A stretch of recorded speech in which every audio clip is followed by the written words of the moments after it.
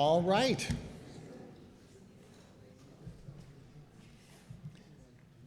And people can come in while I'm talking, it's okay. Mike Beckerman and I were talking earlier, and the program indicates our wonderful pianist, Edna will be playing, and then Mike Beckerman would be making some closing remarks. But he and I discussed it, and we've done a couple of these things in various places in the past, and we are very much in agreement that in situations like this, a conference and a lot of talking and some music, we like to end with the music. So I am going to now provide my thanks and acknowledgments, and then Michael will come on and offer his concluding comments and then introduce our pianist. So it is my great pleasure to thank so many people, and I will do it briefly, but most sincerely. First of all, of course, I gratefully acknowledge, as I'm sure we all do, again, Marilyn Ziering, without whom we couldn't be here.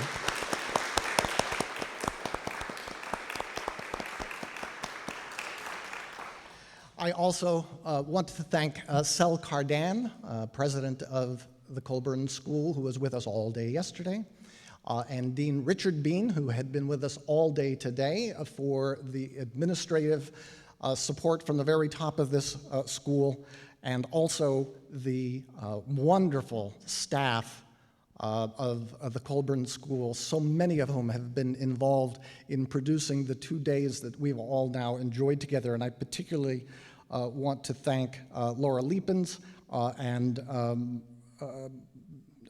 Catherine Babcock, who did so much for us. And I'd also like, please, for Victor,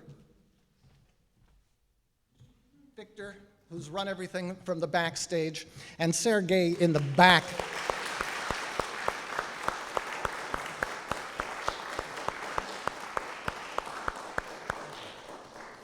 For all their hard work. Then, of course, deepest appreciation to every one of our marvelous, brilliant presenters, everyone who has participated so enthusiastically in the last 2 days. Heartfelt thanks to you all.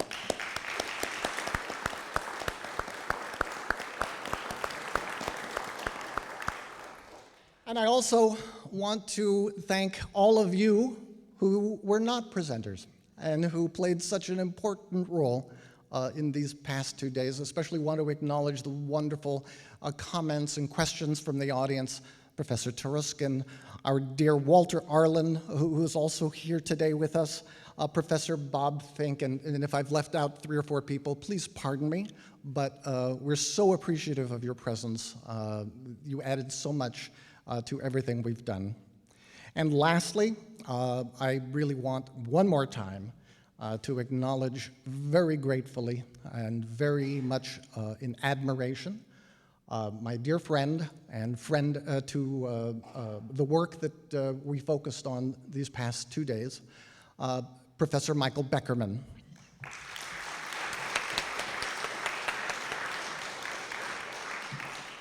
Who is backstage helping to get everything rolling. Ah, there he is, there he is.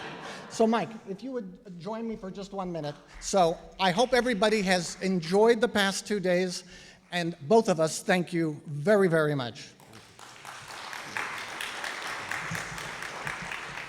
So I'm going to make some brief closing remarks, and as Bob said, I wanted to make them before the music rather than after. Obviously, I also want to thank the staff who have been absolutely terrific. It's been a pure pleasure, and I don't think it's inappropriate to once again turn the tables and acknowledge Bob Elias for the splendid job.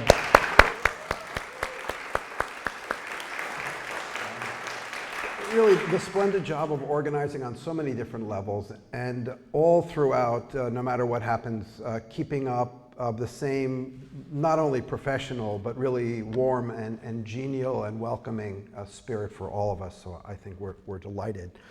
So I'm going to make just some closing remarks. I'll try to make them brief, but just to try to speak about some of the issues.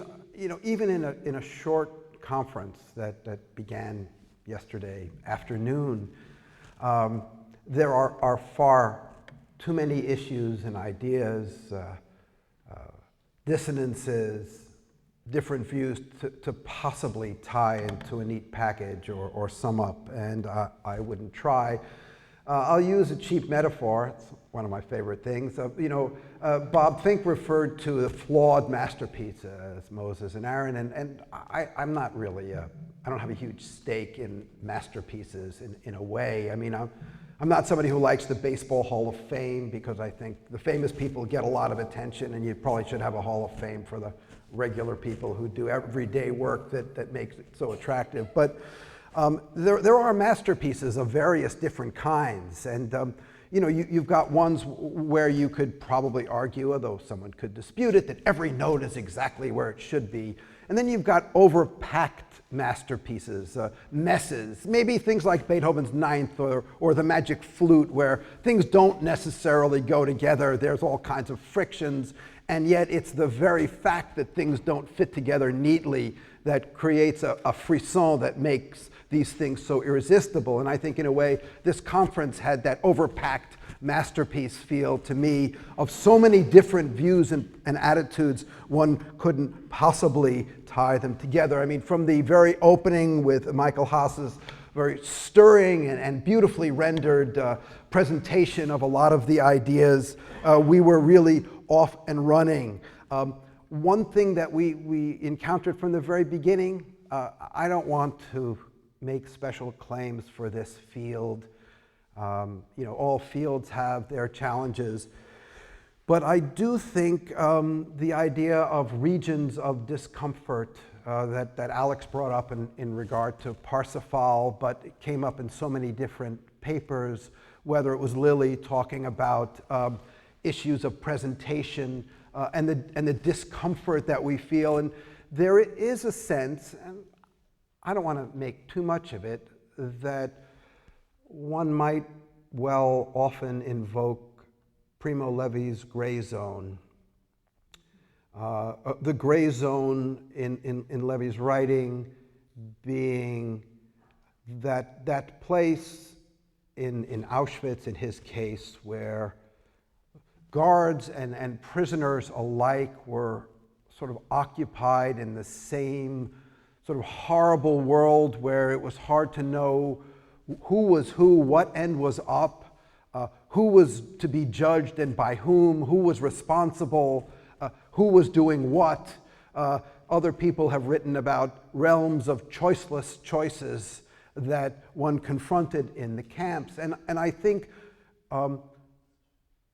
part of the legacy of this period and these deeds that were done remain with us. They don't allow us an easy place from which to listen to this music. What are the motives for people presenting it? What are our motives for studying it? Which of us feels as if they've achieved such a position of purity of thought and idea that we too are not sometimes dragged down to this gray zone as we think about this music? You know, if I'm studying Gideon Klein's trio and I decide after a bit of research that in the very center of that trio there's a devastating scream, how am I supposed to react? What if I like that? What if I find that aesthetically pleasing?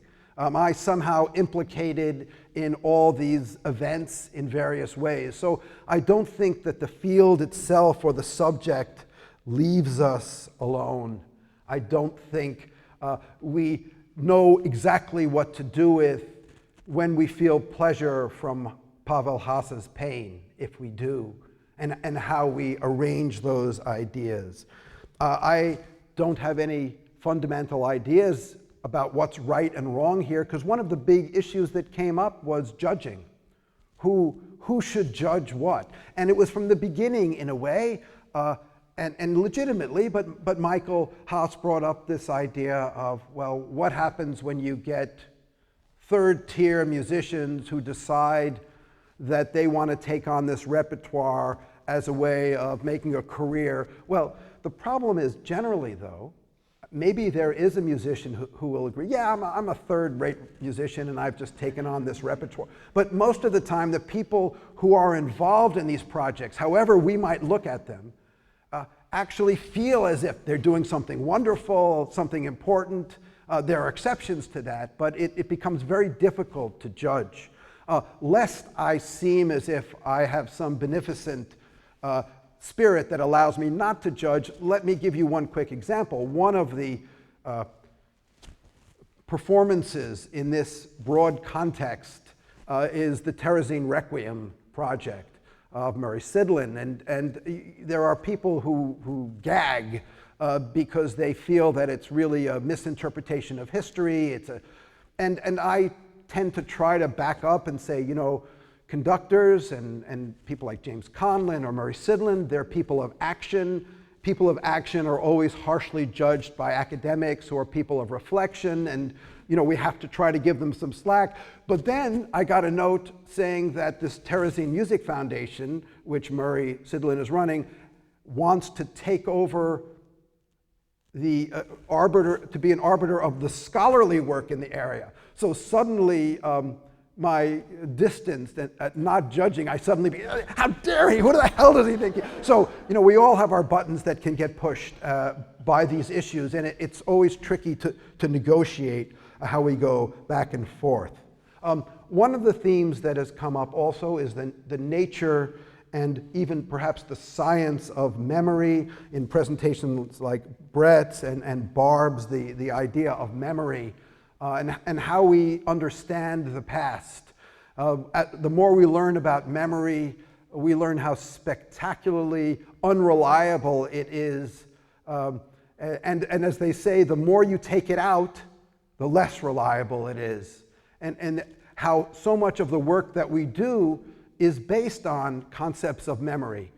And to ask how we deal with that memory and those memories we encounter, and to what extent pieces of music are memories. And are they fixed memories, or do they too change each time we encounter them? One of the important things I think that came up that people like Chris Haley spoke about, and Derek as well, involved this issue of institutions. How do we study institutions? What can institutions tell us that nothing else can? And I think this is an important thing to look at. One more thing, and it's a kind of cosmic can of worms. I'll try to only open it partially so one can peek in. But we spoke only briefly about Russian music and Russian contexts during this period. But as many of you probably know, there's been a lot of recent research, perhaps most notoriously Timothy Snyder's book, Bloodlands, that while they center and study the Holocaust, also call attention to the 14 million civilians who were killed in that area, which he includes the Baltics and Ukraine and Poland, Western Russia, that during this whole period, as particularly the Soviet Union and Nazi Germany battled each other, the death of so many civilians, all nationalities, places. How do we deal with this? Why is it, we might wonder, that Nazism is considered such a blight that invoking Hitler or the Nazis in any way is practically a curse, and still that stigma does not apply in most places to Stalin and the Soviet Union?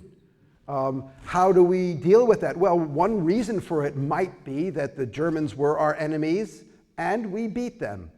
And while we keep learning about Nazi Germany, by the late 40s, we knew a lot of what they had done, why they had done it, and we acted accordingly. The Soviet Union were our allies, And we didn't have access to their archives until the 90s in many cases, and we're still finding out things about them. So how do we deal with these issues, particularly when the field seems to want to treat Nazism as the definition of evil, and we still have people who have not come to grips and are not willing to come to grips with a Stalinist legacy that arguably killed as many people, or more, in many different ways. So I think these are complications and problems for our future as we try to understand it. Again, we're all trying to figure out different ways of approaching the material. I think the one thing that we don't want to do, particularly when we read some of the, say, Nazi-era writings by critics, is to do what those critics have done. So they decide they're going to write a screed against Jews and say Berg, and they simply keep rolling. They find a pretext and they just find further and further evidence for that point of view, keep piling it on. And I think what we do as scholars, and I don't want to mandate exactly what everyone does, but one of the things we do is we don't keep piling it on.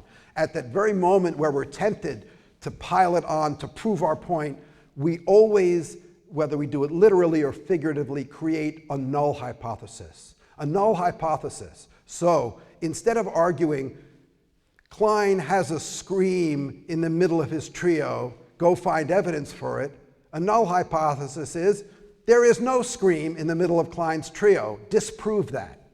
And we must keep sort of resetting that way and reapproaching our material rather than sort of getting carried away, which is so easy to do. As Richard Feynman, the famous physicist, once said, it's sort of a guiding light, I think. In research, the thing is not to fool yourself, and you're the easiest one to fool. And I think as we do this kind of work, maybe there's even a particular special burden to do this. So I'd like to thank everybody who participated for the level of energy, for the powerful ideas which will continue to resonate.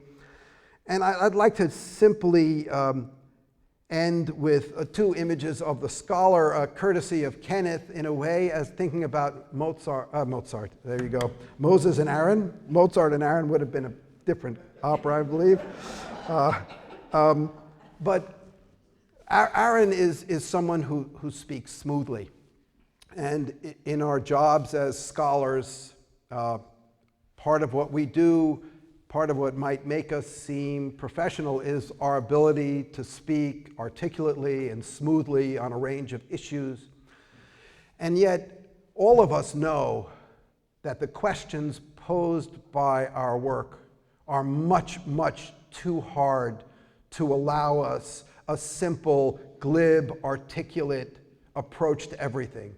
So even though we are, on occasion, Aaron and have to be, we must always also be Moses, not seeing the promised land, but stuttering and stammering. And that part of what we have to do as we approach these incredibly difficult topics, since we don't know what happened in the past, basically, and we don't know how music works, our task is incredibly difficult. So even as we want to be articulate, energetic, and make powerful points, we also end up constantly stammering and stuttering. And that too, stammering and stuttering, is the sign of being a professional. I'd like now to introduce the pianist who's going to be performing. Edna Stern is an extraordinary pianist. She's played all over the world. She has a really vital and interesting repertoire. One of the things that we spoke about, Edna and I, was another kind of ghettoization, and this is the ghettoization of repertoire, where, you know, the Holocaust concert, and so these works are always cohabiting with each other. And we felt strongly that it was important to put some of the works that were written in these fraught conditions on programs with pieces by Beethoven and Brahms and others. And so this program presents two sonatas by Beethoven with two big ambitious sonatas by two composers who were in Terezin. And I'd like to ask her to come out now. Please give a warm welcome to Edna Stern.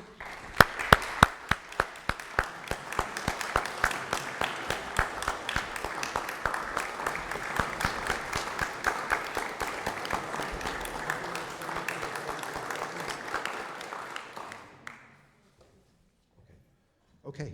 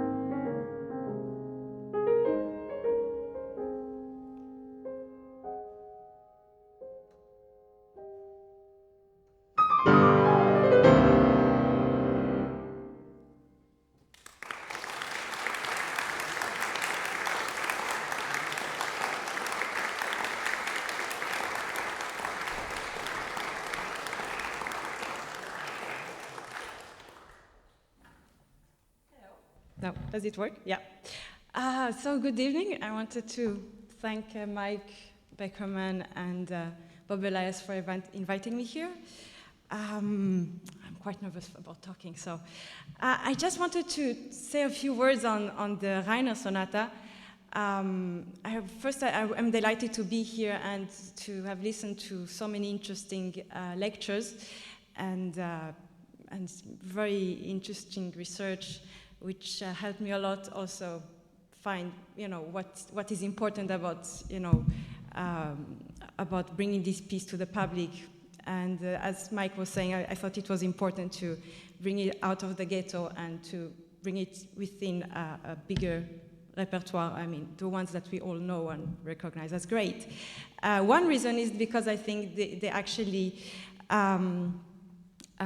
they stand the comparison, and these pieces you're going to hear are great. So the Reiner Sonata is in 4 movements. What I find very interesting in this sonata is the way Reiner approaches sound and the way he approaches a rhythm, and I'm talking about suspension of rhythm. So the sound is very much, in many places, is very much like Brahms. I think I'll go back to the piano and show you some places. Do you hear me actually? Yeah, so it's much better. So, I mean, Mike, the first time I played it was in New York, and actually Mike said this is called the Victory Sonata. And a lot of themes are actually from Czech nationalistic songs, the Hussite songs, if I'm right. And the way Reiner builds this is, he starts with this Hussite song theme.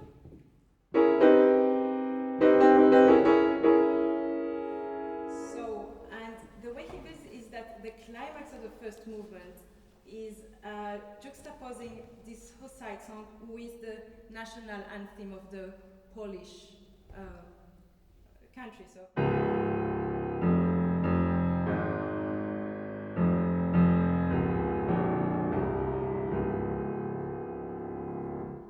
And in the upper voice,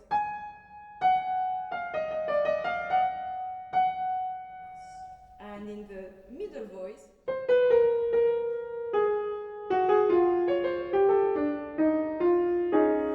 so there's a juxtaposition of all these themes together, which make it a very nationalistic statement. And at the same time, he's going back to the Brahms sound, and it was very, I was very shocked that I was in the middle of the piece. Well, a lot of the last movement is really about Brahms somehow, and the way he actually is using quotation, like the Opus 117, number 3, Intermedio.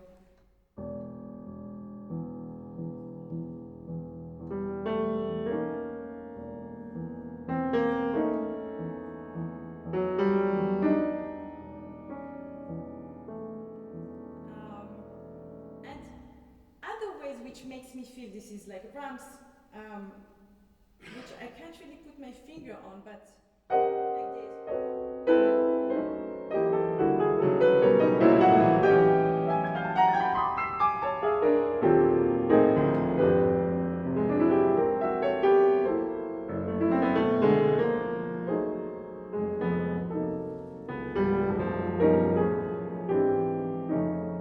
So probably the way he's using the keyboard. And I find it very, very moving the way he writes from an inner world. I mean, he's obviously in the middle of the war. It's written in 1942 in Prague. And at the same time, the inner world is actually really Brahms.